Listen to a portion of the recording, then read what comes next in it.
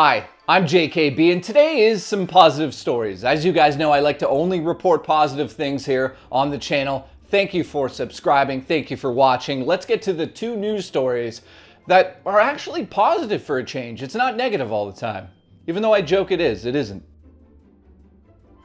The first story is actually a major story that I should have covered last week, but I missed the cutoff. As you know, I collect the stories from the past week and then bring them forward here, so you probably already know this, but it's more about my opinions and having a conversation with you guys in the comments below. Now, if you're a huge fan of Apple, you'll remember a long time ago, Steve Jobs is up on stage. He's got the guy next to him, Phil, I think his name is, and he's always just like, hey, Phil, show us the goddamn tech demo. And then every time the tech demos fail, Phil is like, it wasn't me. And Steve Jobs is like, but anyways, Apple showed an emulation product that you could pop into your Macintosh computer and play PlayStation 1 games. Now, of course, Sony wasn't too happy about that. So Sony actually bought that company up and then just exploded it from within, and they got rid of the problem, which was emulation for them back in the day, because that's what we're talking about. We're talking about emulation now. So Apple has dabbled in emulation in the past with the PlayStation 1 product. I don't even know if it officially came out, but it did work. They proved that it did work. You could pop a disc in and it would work. But now we're dealing with something more interesting, and I think a lot of people will kind of agree with me when it comes to the idea of emulating games on your iPhone, on your iPad. This opens the door to so many new gamers, and yes, there's a lot of people out there that of course have iPhones, but they also have consoles, they also have a PC, they also have these, the new handheld market, which was made popular, I would say, with the DS. Nintendo's DS sold a bajillion units, but now we're moving into an era where it's less about where you're going to play the games, it's more about how you can play the games. So they want it to be in the living room, in a handheld device, on your cell phone. I mean, I won't be surprised soon if you could play it in your shower. Listen, shower with me. But my overall point is that Apple opened the door to allow emulation on iPhone and iPad last week, which is a huge deal. So I have to get into my opinion on how I feel about emulation for a second. Let's just face facts here. A 14-year-old boy right now might have a father that's old enough to own all of the carts.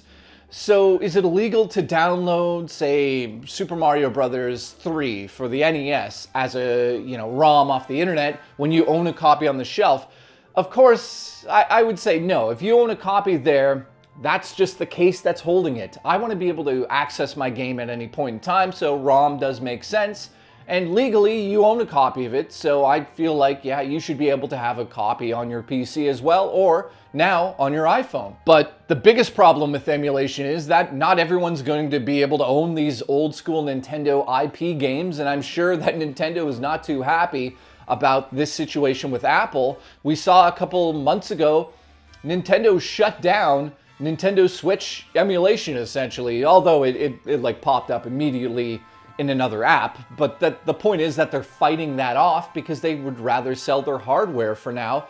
And that is until we see these handheld phones or handheld consoles be more powerful, connected to the internet at the same time. Because again, the future of gaming, unfortunately, is going in the route, which it makes me depressed, of streaming only. So the idea is that, not to go on a side rant here, but remember, most of the reason why people want to stream their games or make them digital only, there's a reason for that. They want to be able to control where their IPs are going and also control the actual data of where it's going, but also, more importantly, make it harder for people to steal.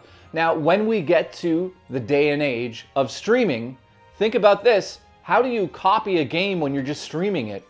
So if the internal servers are holding the game at Nintendo's head office, and it's just streaming to your device over the internet, it's going to be hard to actually steal these things and emulate them. You're just going to have that service, and you're going to have no ability to be able to download a ROM of it. So I know this discussion is going all over the place, but I want to bring it back to the idea that now, if you are a 40, 30-year-old man who has your collection behind you of NES or Super Nintendo games, just get ROMs now. You can put them on your phone and have your kids playing in the car. You know, I'll get to that in a second. But you can introduce all of these retro games to kids now that may have never been able to play them if they didn't own a PC. How many people own phones or Android devices? Tons. There's billions of them around the world. So now, this is like a plus and a minus situation. I would say on the negative side of this story, yes, I can play games on my phone now, but I'm using the touchscreen. So you probably want to go out there and get some sort of grip that has extra buttons on the side.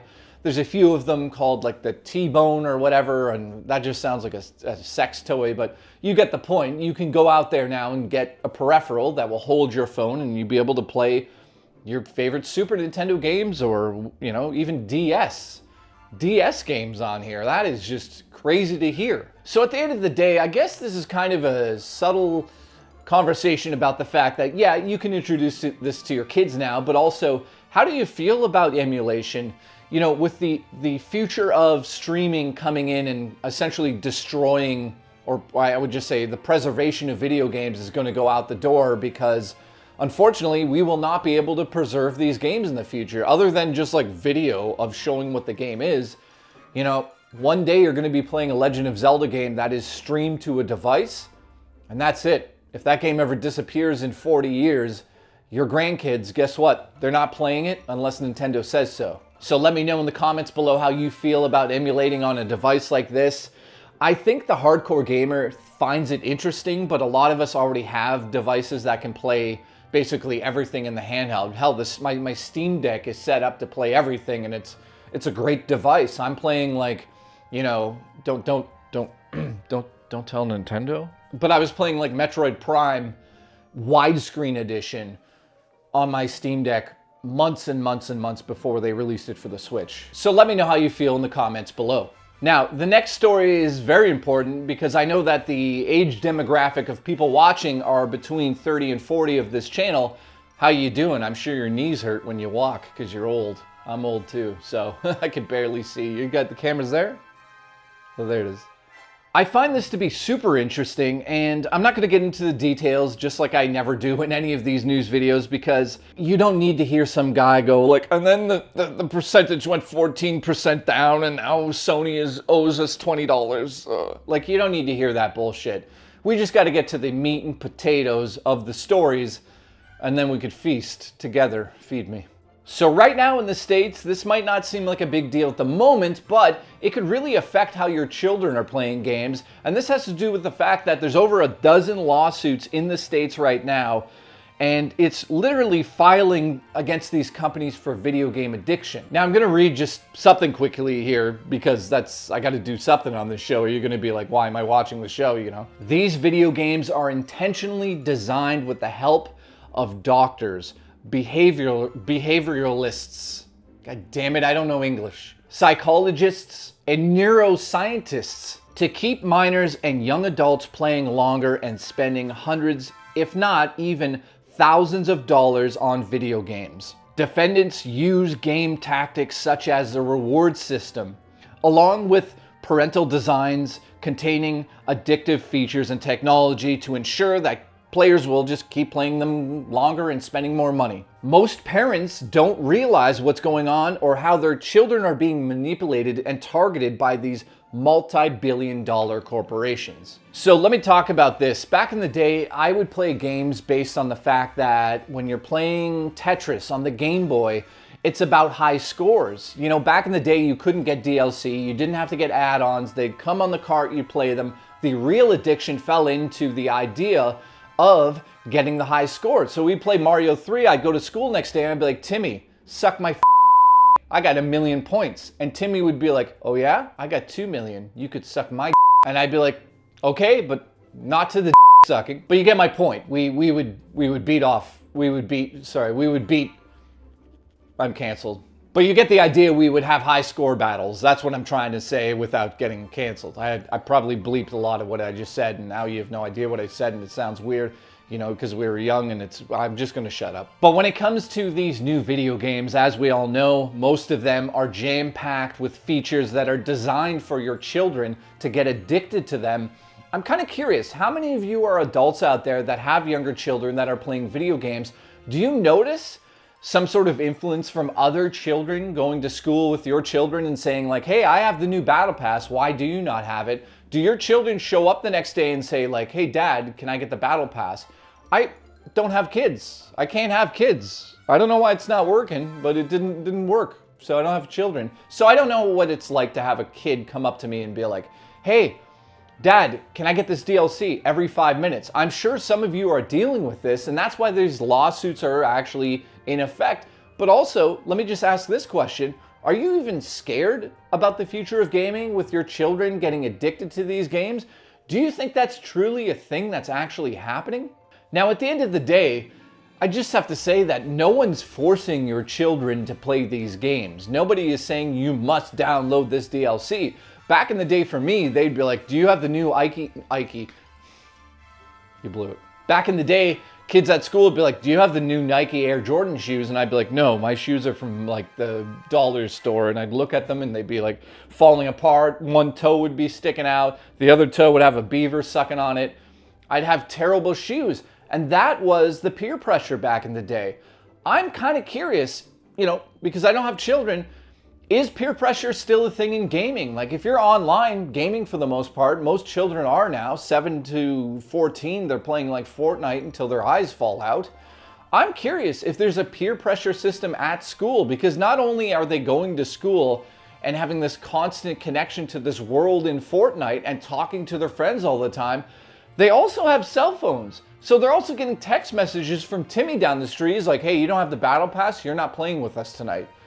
I honestly do wonder sometimes, does that affect some of the children out there? Just like I never had the Air Jordans, Couldn't afford them. Actually, for a month there, I had to use beaver tails as shoes. My mom had no money. Still doesn't. So there you go. There's the two news stories for the day. It was pretty slim, but I did want to talk about emulation for a second as I have a stroke. And I did want to talk about the idea of like the future of gaming.